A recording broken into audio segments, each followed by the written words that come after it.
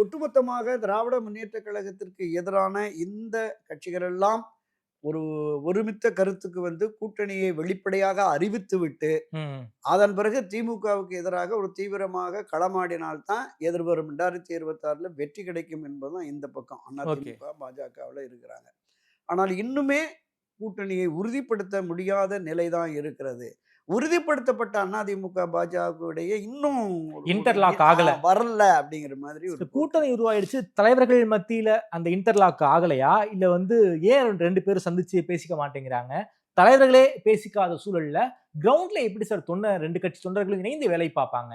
இது நிச்சயமா அது ஒரு பெரும் கேள்விக்குறி தான். இன்னும் ஒரு 9, 10 மாதங்கள் இருக்கு தேர்தலுக்கு இருக்கு. இருக்கு இருக்கு.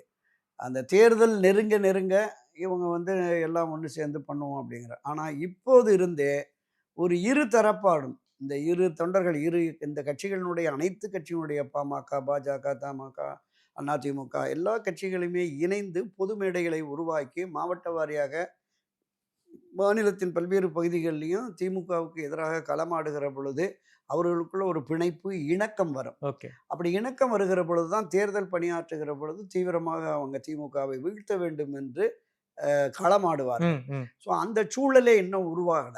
இந்த சூழல் உருவாகாத நிலையில் ம். திமுக வந்து நாம் தொடக்கத்தில நம்ம பல பதிவுகள்ல குறிப்பிட்டது மாதிரி, தேர்தல் பணிகள தொடங்கிட்டாங்க. ஆமா. பிரச்சாரத்த தொடங்கிட்டாங்க. அமைச்சர்களுக்கு தொகுதிகள பிரிச்சு பிரிச்சு குடுத்தாச்சு. குடுத்துட்டாங்க. 234 தொகுதியிலயும் பொறுப்பாளர்கள், மண்டல பொறுப்பாளர்கள், மாநில பொறுப்பாளர்கள்ன்னு எல்லா வட்டத்திலயும் போட்டாங்க. கீழ பாக கமிட்டி, பூத் கமிட்டின்னு போட்டு எல்லா இடங்கள்லயுமே வேலைய ஸ்டார்ட் பண்ணிட்டாங்க. அங்கங்க பாக்கெட் மணி குடுத்து வேலைய ஸ்டார்ட் பண்ணிட்டாங்க. இப்ப இன்னும் அதிமுக, என்டிஏ அணியில யார் யார் எந்தெந்த கட்சி இருக்கிறதுன்னு உறுதிப்படுத்த முடியல. ஓகே. அப்ப இதை உறுதிப்படுத்தி இவர்கள் எத்தனை இடங்கள், எந்தெந்த தொகுதிகள்னு பகிர்கிற பொழுது இன்னும் பிரச்சனை தீவிரமாகும். சீட் ஷேரிங்ல பெரிய பயங்கர பிரச்சனை காத்திருக்கு. பிரச்சனையாகும். பயங்கர பிரச்சனையாகும்.